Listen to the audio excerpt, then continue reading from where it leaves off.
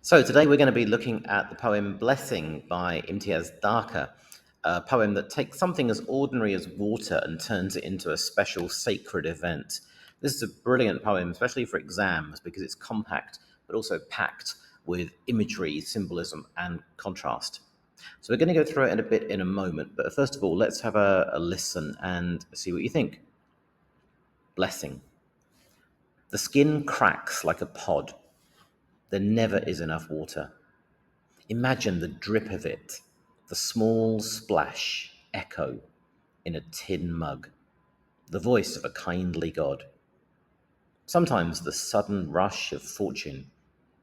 The municipal pipe bursts, silver crashes to the ground, and the flow has found a roar of tongues. From the huts, a congregation, every man, woman, child, for streets around butts in, with pots, brass, copper, aluminium, plastic buckets, frantic hands, and naked children screaming in the liquid sun, their highlights polished to perfection, flashing light as the blessing sings over their small bones. So, a little bit of context first. Dharker was born in Lahore, raised in Glasgow, and has lived between the UK and India. And her work often explores identity, home, displacement, and cultural conflict. Now, this poem is set in Dharavi, which is a large slum area in Mumbai, which houses millions of people who live without guaranteed access to water. In interviews, Dharker has described how children will chase drops from a tanker as though they were coins, because water here isn't just a necessity, it's treasure. And this sense of scarcity and rarity and gratitude underpins the whole poem and its tone, really. So let's kick off. Let's have a look at stanza one. Now, the title itself, Blessing, reminds us of religion, I guess, and that's important as it's something that comes up again and again here. A blessing is usually a gift from God. That's what this is all about. When you think of a blessing, you may think of something very fortunate or lucky, but we soon see that here this isn't really the case. And in this stanza, we see from the beginning the tone is very harsh. The simile, skin cracks like a pod, works on a few different levels. Firstly, it evokes the cracked ground that comes from a drought. The word skin hints at human suffering, dry, broken skin, a body starved of moisture. And a pod usually contains seeds and life, but here it's brittle and dead, as in the picture. And that contrast makes the image more disturbing. And the short, blunt sentences reflect this dryness. Each full stop or caesura feels like an abrupt break. There's no flow, no continuity, just emptiness. And the language here is very stark without even any adjectives, just as life is stripped of comfort without water. The sounds used here are interesting as well. They're very harsh and tend to be plosive, like cracks, like, and pod.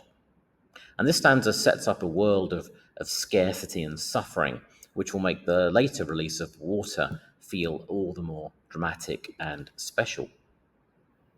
Now, in stanza 2, Dharker shifts from a simple statement to an invitation with the imperative verb imagine. Here she directly involves the reader, pulling us into the experience. Now, for us, a drop of water is trivial, but here it's extraordinary. And Darker's trying to let us experience this situation and so uses a lot of sensory imagery to do this. The use of sound effects are important: drip, splash, echo. They mimic the hollow sound of a single drop falling into an empty vessel. The echo symbolizes both absence and longing. The sound here is amplified precisely because there's nothing else. And coming at the end of the line also makes it carry on slightly, just like an echo. The tin mug pictured here is a very humble image. There's no fancy china or glassware here. This is the most basic of containers, which reminds us of the area's poverty. Yet within this, the drop of water is transformed into the voice of a kindly God. Now, that metaphor is worth pausing on. It elevates the water immediately to something divine. The religious diction used here in the words God and voice make the water sacred simply because it's so rare. And if you live here, water isn't just physical survival, it's spiritual salvation. So this stanza contrasts the fragility of the water with the reverence and awe that people have for it. And here we see unusually, even one drop is incredibly precious and holy even.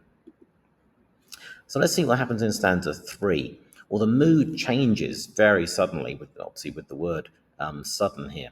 The shift from the quiet drip to a sudden rush is explosive. Dharker says sometimes this happens, which tells us it's not a regular event. And she uses onomatopoeia in bursts, crashes, roar to really overwhelm our senses. The line lengths grow longer, the punctuation becomes looser, creating a sense of chaos and unstoppable energy, a bit like how water, when it first flows, starts gently and then becomes more powerful. Calling the water silver is again interesting. It's a powerful metaphor with lots of interesting connotations that you can use. Silver is obviously precious, valuable, and rare. Water is therefore being compared to treasure here, reinforcing the idea about how vital it is in this community.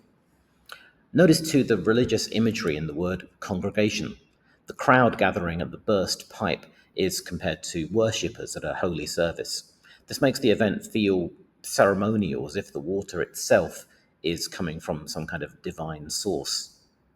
And Dharker uses the technique of listing here to build intensity. Pots, brass, copper, aluminium, plastic buckets, frantic hands. The variety of containers there, some of them metal, some plastic, some just hands, really emphasizes the poverty and desperation just to get hold of any of this water. People grab just whatever they can. The commas here speed up the rhythm as well, so the words are kind of tumbling over themselves, a bit like water falling somewhere. And this stanza also captures the chaos, but also the celebration. It's frantic, but also communal, making it a shared moment of survival and even short lived joy. Now, in stanza 4, Dharker zooms in a little bit more. The focus shifts here to the children, the symbols of innocence and vulnerability. We see here that their problems remain, though, and that they will stay in poverty. The naked detail reminds us of the children's poverty and also maybe their purity and innocence. Their screaming is quite ambiguous. It could be joyful shrieks as they play in this sudden bonus water, but it also suggests desperation and even pain in the long term. Liquid sun is an interesting phrase, quite striking. It links heat and water, suggesting both the blazing environment and the shimmering, life-giving liquid. It's something of a paradox that the sun burns, water soothes, but here they seem to merge together. And the imagery of light continues with the phrases polished perfection and flashing light. The children are temporarily radiant, as if the water has kind of transformed them. And there's a sense of play, vitality, renewal as this water suddenly comes. But the final phrase rather undercuts this with the words, "their small bones." This is stark, skeletal, reminding us of malnutrition and also fragility. The children may shine briefly in the water, but their lives remain very precarious and uncertain. The blessing is real, but it can't erase deeper poverty.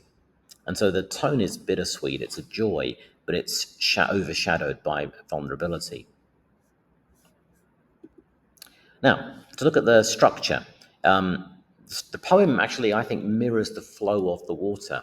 In stanza 1, it's short, brittle, fragmented, just like a drought. There's nothing there, really. Stanza 2 gets longer as we hope for the water and we imagine a drop and what that would be like.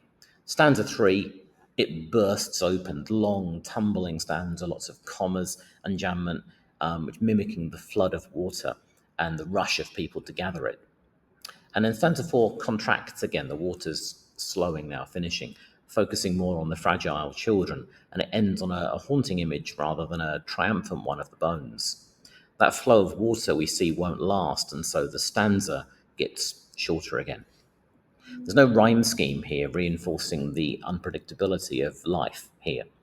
The free verse feels natural, uncontrolled, a bit like the burst pipe itself. And the enjambment keeps the momentum flowing, especially in stanza 3, while the abrupt short sentences in stanza 1 create and reflect the dryness and tension. The structure, therefore, kind of embodies the content the movement from scarcity to hope, to something overflowing, and then to a fragile calm. So, blessing is about more than just water. It's about survival, community, celebration, fragility. Dharka transforms an everyday event into something sacred, showing us both the joy and vulnerability of life lived on the edge. In terms of themes, there's a few things you could talk about here. You could explore the desperation of poverty, the role of fate in our lives, as this could have been us, and maybe the role of faith in survival. Any of those would be quite interesting areas to explore. All right, I hope that was useful. Thank you very much for listening.